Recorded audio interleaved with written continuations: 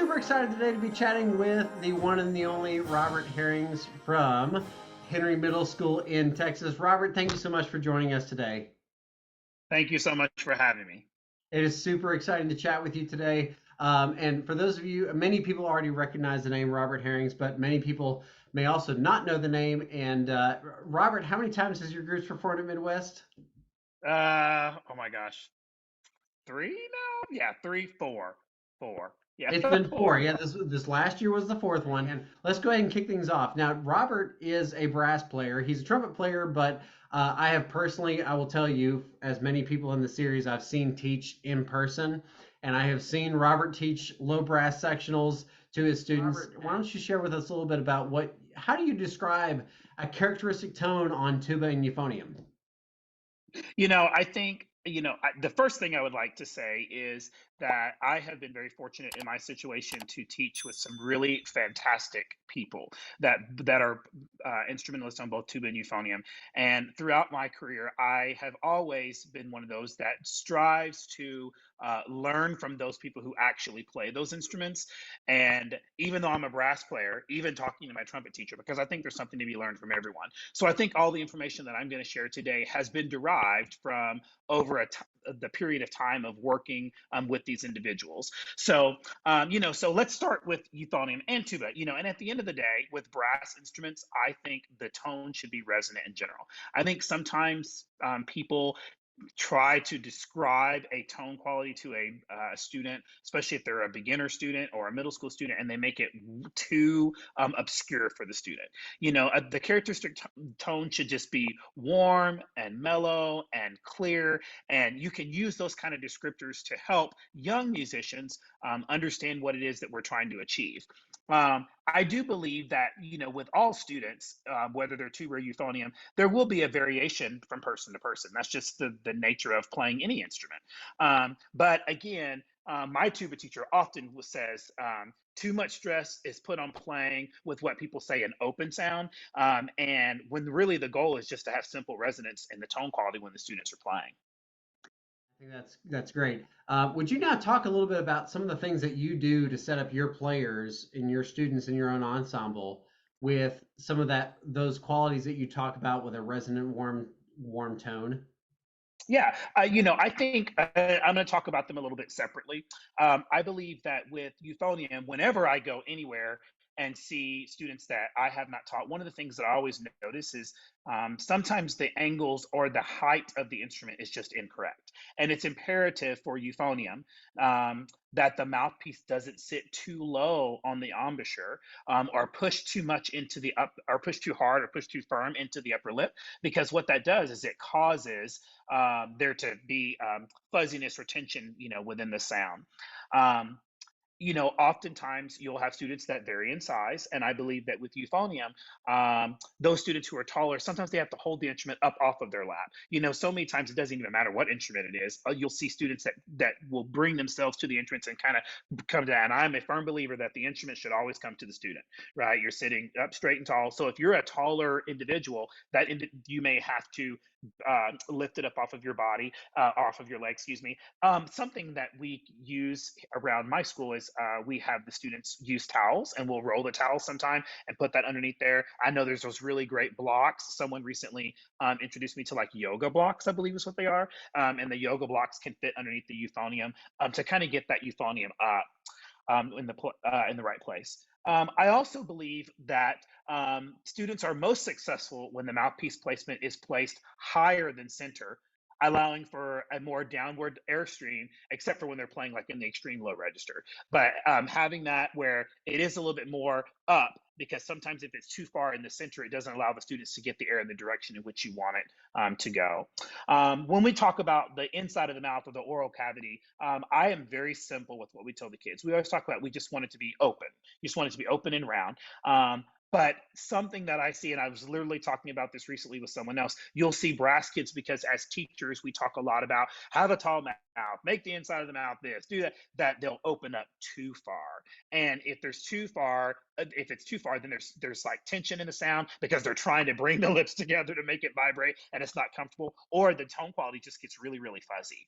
So on euphonium, that's kind of what my belief is on euphonium, and what I've learned kind of over my time. With tuba, tuba can be obscure for a lot of students, and it can change based on what the student or the physical features of the student and kind of their body size. And I've seen all kinds of tuba players, from little tiny kids playing little small tubas to really big kids playing that. But the aperture should be tall in the center, with the corners, being reinforced on the side. And of course, that's with any brass instrument. You want your corners, to reinforce the embouchure. Again, like with all brass, the chin should be flat. I think so many people miss this on trumpet a lot. The chin should be flat and the lip should be flat against the teeth. And I think if you can have those two in place to start, you set your tubas up already to be successful. Just like I said with the euphonium, you want the inside of the mouth to be open or tall and like round, so that again, if it gets too big, it leads to problems. And so many times, because that mouthpiece is so big, you'll see students that are trying to accommodate for that, and so they'll open up even wider because they think they have to like feel the whole mouthpiece, and it's like, no, let the mouthpiece sit on your face and let the lips come together and do the work for you. um, One of the best phrases I learned one time was, have the students think a sigh airstream. And I thought, oh, what do you mean? Well, that just means allowing the air to move freely, will give the kids a better result on tuba. And speaking of air, I'm a firm believer that tuba players should breathe as much as humanly possible to create, the best overall tone quality. And I know we shoot for 4-measure phrases and we shoot for all these things when you're being musical and making and shaping your phrases. But at the end of the day, for tuba kids, that instrument is really big. And if you want them to have consistent resonant tone quality from note to note through phrases, they have to breathe a little bit more often, because remember, their lungs are still developing, and kind of depending upon the age that they are, that will change. With all instruments, it doesn't matter what you're playing. I believe that the throat, the chest, the arms, the shoulders, everything should be relaxed. And I think so many times students have so much tension in their body, and when there's tension in the upper body, it affects the way they breathe, it affects the way the lips vibrate, it affects the way the air moves freely in and out of the body. So keeping the upper body relaxed is, one of the best things that the students can do. And again, with tuba, the mouthpiece placement can vary, and I learned this from my tuba teacher, can really vary from student to student. It should be generally like in the middle or slightly below the middle, but again, it will vary. And the space between the top lip and the nose is so important for tuba and euphonium. And I think people miss that same thing for trombone, but I'm not talking about trombone, but I believe that people miss that often. And when you're testing students for instruments and you're trying to fit that mouthpiece, I really do believe, looking at that space is really important before you even, start putting that mouthpiece on the kid's face. Absolutely. And in full disclosure, as in case for any of these other videos that we've not discussed, I personally am a euphonium player and also played tuba in marching bands. So like I do have a lot of experience here with tuba euphonium, and I just know that one of the things that I know that Robert just mentioned that I really personally resonate with is talking about, especially at the beginning, not bringing the instrument up to your embouchure. And I just happen to be, as a personal, at the time that when I was starting in 6th grade, I was the perfect height of the euphonium to where my mouthpiece came right in. And so all through middle and high school, I just noticed that I would go down to the euphonium and not bring it up to myself. And so that was one of the first things that I had to adjust as soon as I got to college, was actually bringing the euphonium up to myself. And also what he was talking about with the actual embouchure placement between the lip and the nose. That was one of the first things I really had to focus on quite closely. Thought, what are some of the most common errors that you find whenever, and of course you and I as honored band clinicians, but also maybe for somebody who might be entering their first job or their second job, and they're working with students that are in their second or third year of playing, and they have some bad habits. What are some of the most common things that you find that might inhibit that tone? I think, and I know that I'm only talking about tuba euphonium, but I'm passionate about band and teaching instruments. Of course. I think that it doesn't matter around. I think that most people, kids put too much effort into creating a sound. The sound that is made should be the most natural, resonant sound, but it should be easy. And if you see kids does not matter what instrument, that their necks are popping and veins are coming out, that then you know that they are working too hard. It's too much effort. And so we try to teach kids, and I know I'm not talking about clarinet, but I think clarinet is the most unnatural embouchure out there, right? That is weird for kids sometimes to not have tension and to do those things. But we want to, for tuba, euphonium, brass, doesn't matter. You want the students to have use as much or use as less effort as possible. Um, when I very first started teaching, I was not very good at euphonium. I thought when it came to teaching it, I thought that starting it. Let me say that. Once I had the kid in front of me, I could shape them and do all the things. But it wasn't until I hired Brett Blackstone, my euphonium teacher, and what he said to me was, Robert, there's a natural back pressure of the euphonium that helps create the lip vibration. And it happens easily. And I think what happens is it isn't necessary for the euphonium student to press their lips so tightly together. The mouthpiece just needs to come there and sit on the face and let the natural sound happen. So on euphonium, the big thing that I normally see when I hear kids is that you just see this mouthpiece just like pressing their face and they're just working so hard, and it just needs to be more free and more effortless. And that will help the kids, especially in their beginner year, making everything really simple. I think sometimes we can overcomplicate the embouchure and overcomplicate what they're doing with their mouth and and the air, instead of making it just really step by step and giving kids smaller pieces of information, and then from there tweaking that information for what that individual student needs. So with euphonium, that's kind of what I've seen throughout time. I've been around a lot of tuba people in my life. I had tuba family members or tuba friends that played tuba where I grew up, and then family members that played tuba, and then of course working with the tuba people that I work with around here. But most of the time there's a misconception about how the sound on the tuba is actually created, and I think created, how the clarity comes through and how it's maintained. And I think the reason for that a lot is because people are afraid of it. Number one, because they just don't know what to do, and they see the size of the mouthpiece and the size of the instrument. They don't know how to help their student approach it.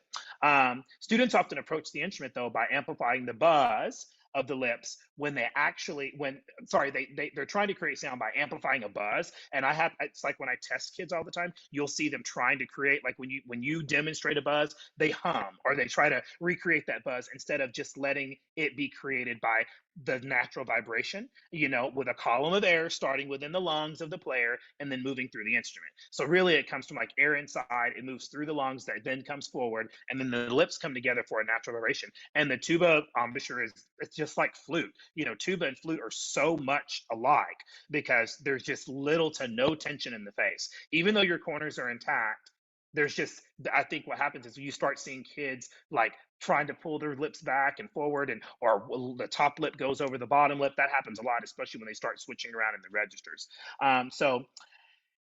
But if that concept at the very beginning is applied to like what they're doing in the very beginning of their fundamentals, it can clear up a lot of the issues right from the very beginning. So what I would tell anyone who's teaching tuba or euphonium is don't overcomplicate it. And we call it hot soup face a lot. Just like putting your hand in front of your face. And if I were gonna like take a spoon of soup and then I'm gonna blow the soup, like what would that face look like? And then getting them to say, okay, now let's just create that by just blowing natural air. And then I don't even let them buzz. It's like you just pop the mouthpiece on the face because those mouthpieces are so big that a lot of times the natural sound happens. And if it doesn't, that's when you start giving them individual, like, now I want you to think about your lips touching. I think trying to tell kids syllables like M and say this, that's too much for those mouthpieces.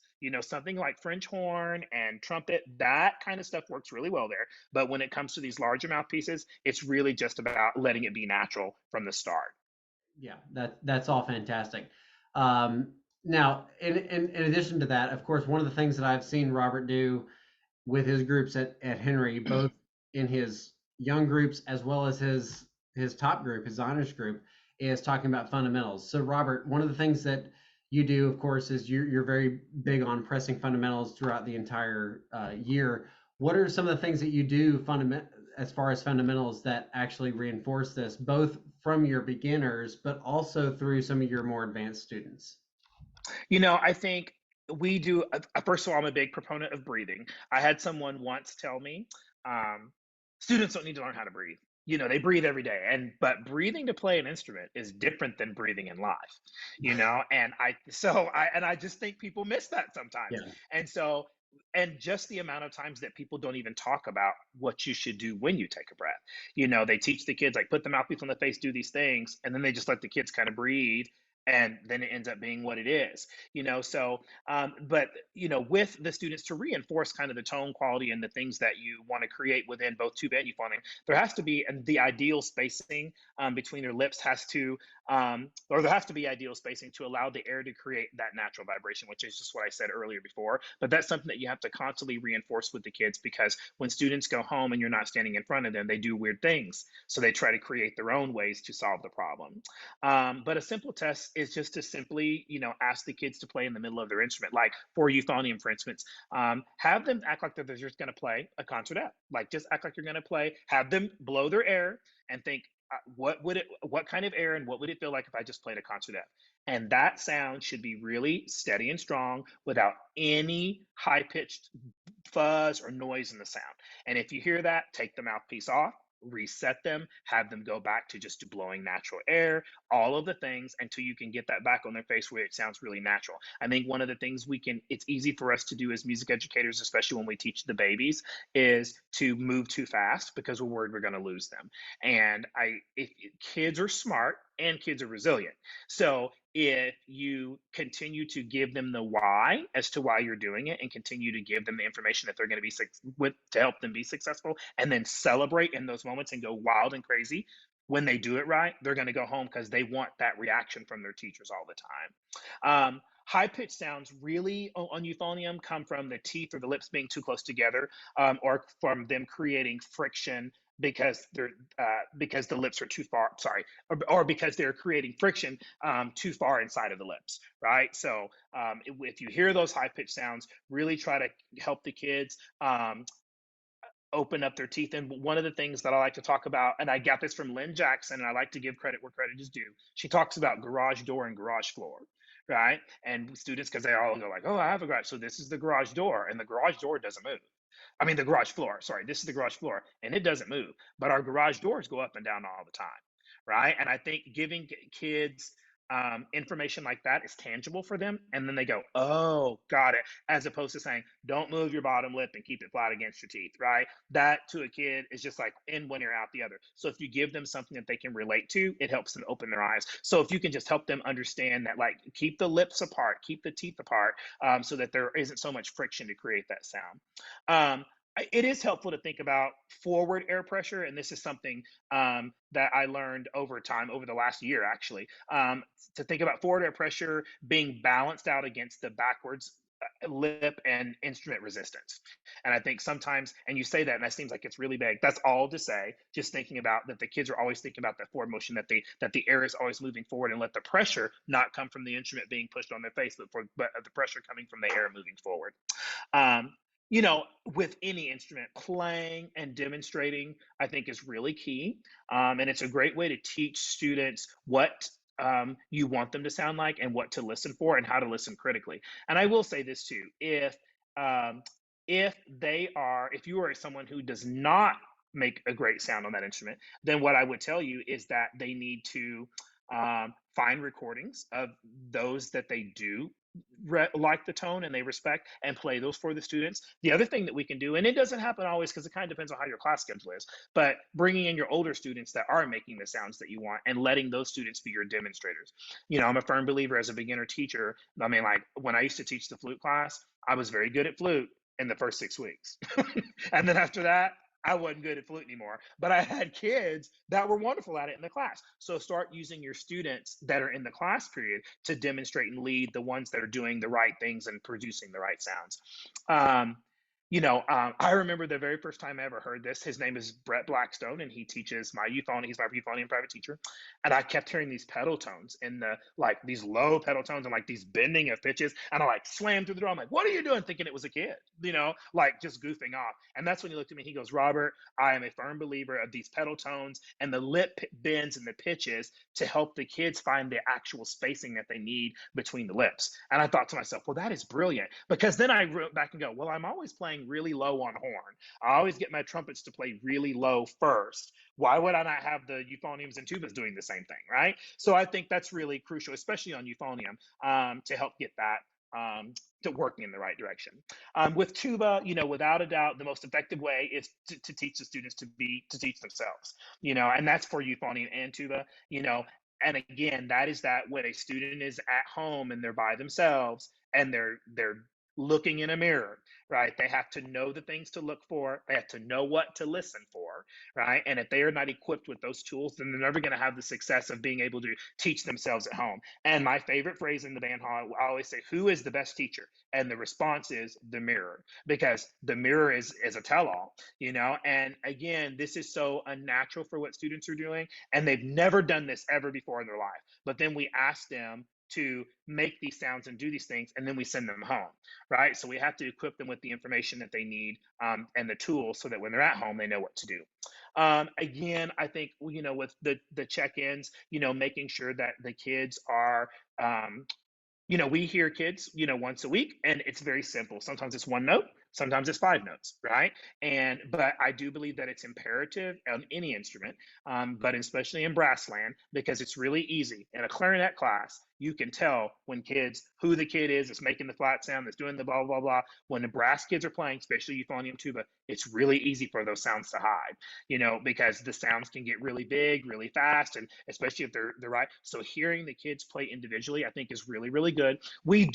I do believe in like tape tests and things like that. But in the beginner year, I think that it's more important to hear them live, and you can still do like recorded assignments that are turned in for certain things, whatever the case may be. But hearing students play live weekly, I think, is crucial, just so that in that first year, just so you can ensure that that their growth is happening, especially when you introduce new concepts or range.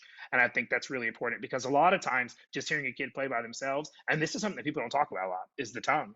Sometimes the tongue is the problem. It can be too far back, too far forward. Some kids, like, "Where's your tongue?" Like, "Oh, the roof of my mouth." I'm like, "Why?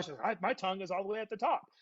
But again, think about it. How many times do you think about your tongue in a day?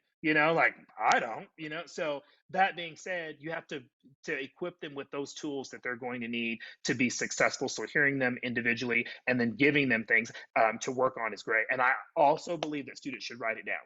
They don't remember. If tuba class is second period, by the time they get to fifth period, they've forgotten what the homework assignment is for second period. And so, or they get in the car, their mom goes, "How's your school day?" And they're like, "Good," because, that's how a middle school kid can be, So that being said, having them write those things down, I think, is really great too, so that they have that reference. And one of the other tools that I like to use to reinforce is, and I talked about this in a lot of clinics, I like to send weekly emails home at the beginning of the year, when kids are learning instruments, that give parents questions to ask their kids. And they're simple questions like, "Hey, are you using a mirror? You know, is your instrument, are you bringing your instrument to you, or are you going to your instrument? You know, is your metronome on your stand? Are you playing with and time with your metronome for 4 counts for that whole note?" And the kids are looking at their parents like, "How do you know that?" But you give the parents things like that, like questions that they can ask their kid, that are the important tools that you want them to have, so that they're being reinforced at home like you're there with the kid, but you're not, right? And it also, to me, allows parents to take ownership and be a part of their students' learning too, which I think, when the parents can be involved in it and the students take ownership and you're there guiding and leading, I think it can lead to, wonderful results and wonderful experiences for the students.